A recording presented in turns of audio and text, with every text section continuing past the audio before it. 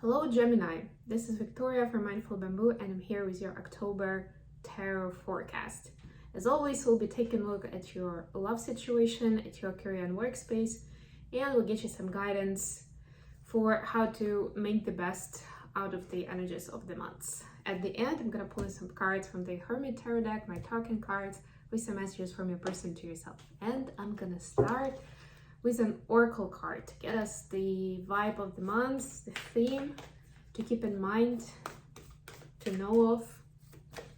Let's see what we have for Gemini. October is going to be a pretty exciting month, astrologically speaking, so I'm actually excited to see how it's going to play out for you, Gemini. But remember that this is a general reading, so take only what resonates for you and leave what doesn't. And if you like what I'm doing, don't forget to like the video and subscribe to my channel if you haven't done so yet. Okay, so you have Ascending the Mountain. Keep going forward. Yes, so this is a card of reassurance more than anything, that you've already covered a lot of mileage. You've put in a lot of work, important work into your goal, into your path. And now it's time to keep going because you're on the right track. And this is like your energy is gaining momentum in whatever it is that you want to achieve.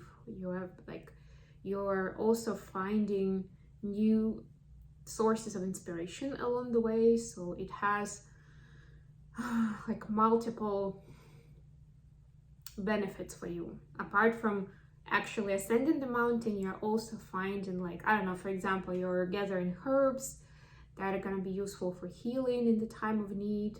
I don't know, maybe you entertain yourself with a song or a dance along the way, and that's how you find out how beautiful and how important music is for you, for example, right? Like, that's the idea that I have in mind, that I'm getting here with this message.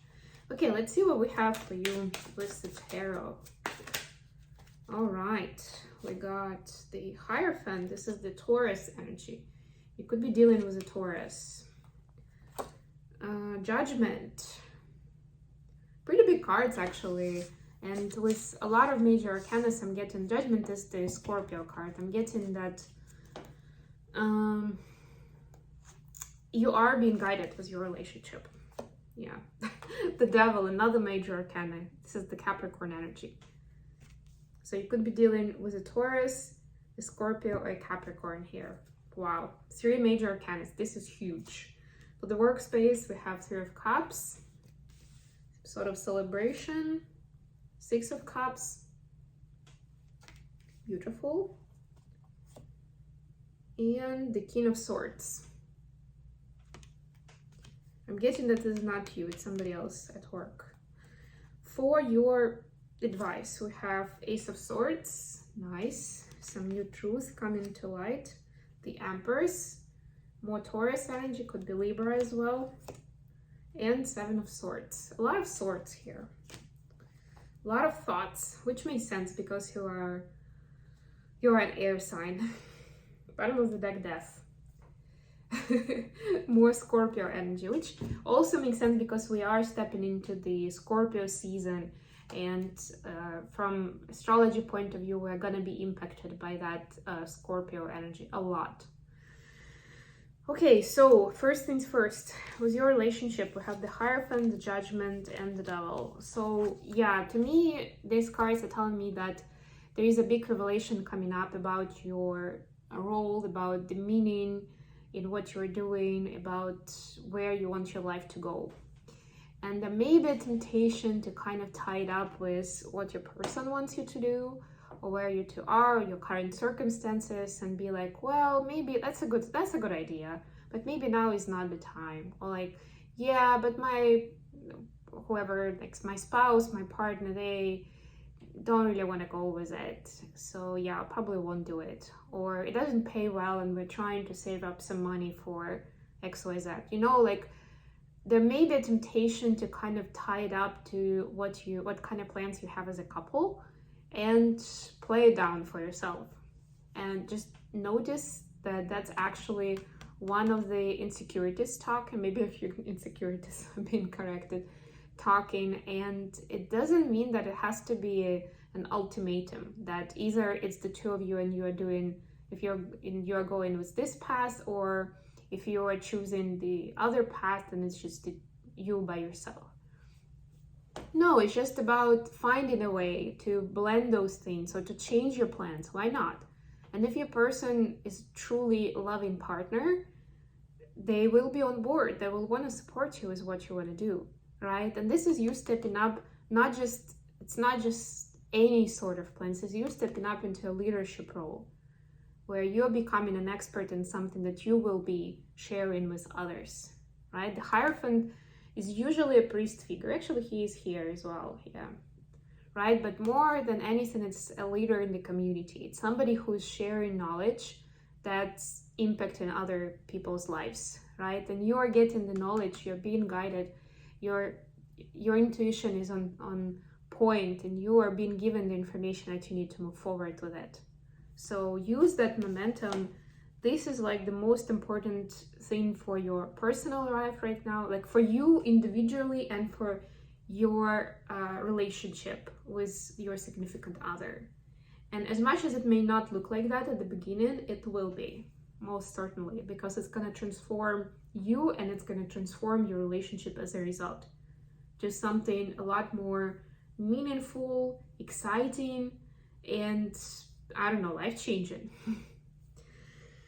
Okay, for the career space, we have Three of Cups, Six of Cups, and King of Swords.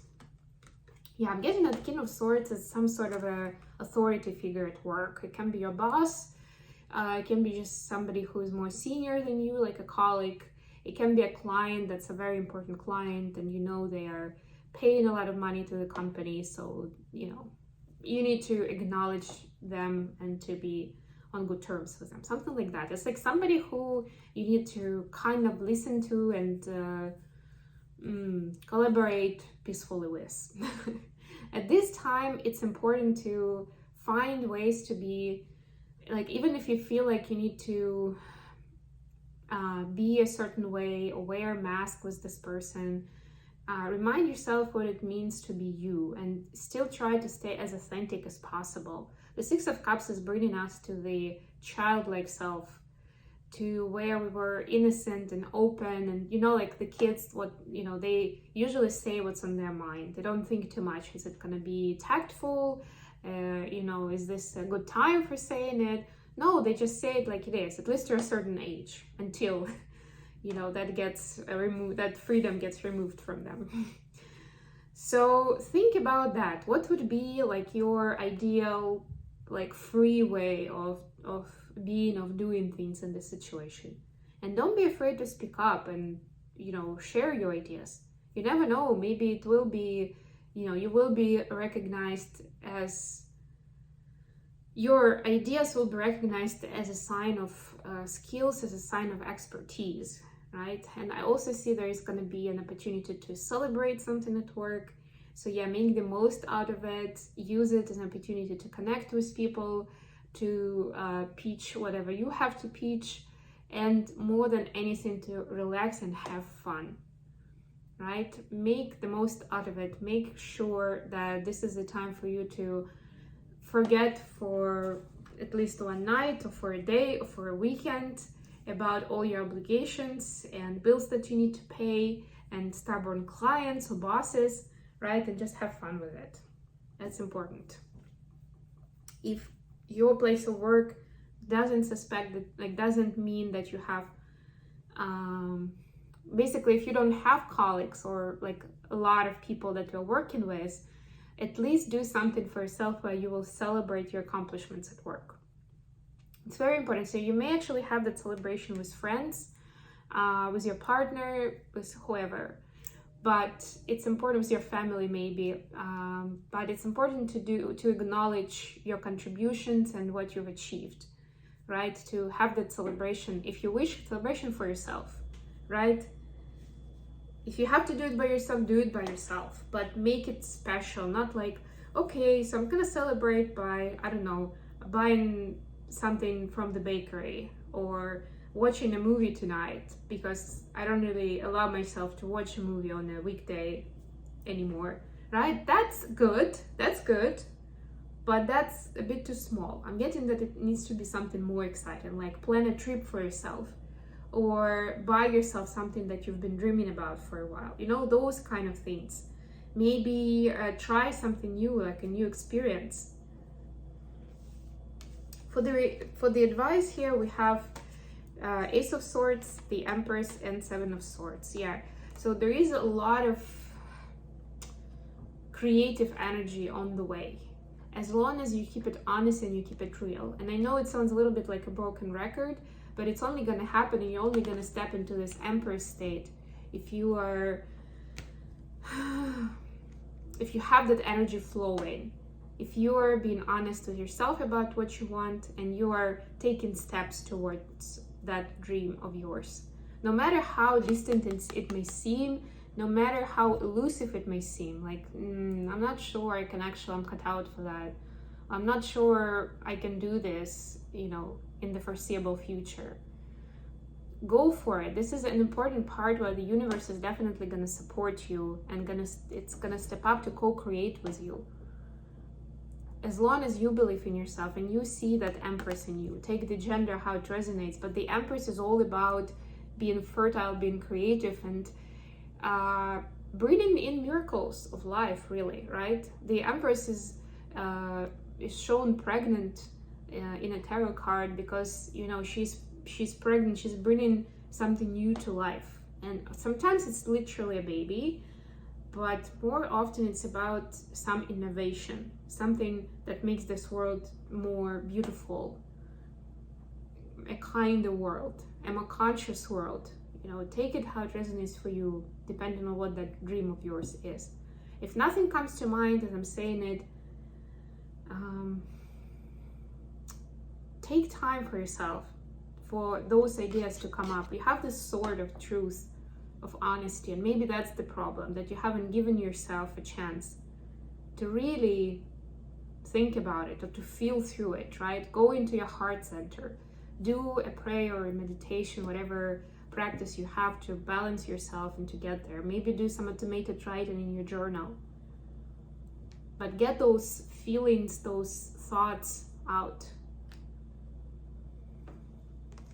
Okay, messages from your person to yourself. Messages for Gemini from their person.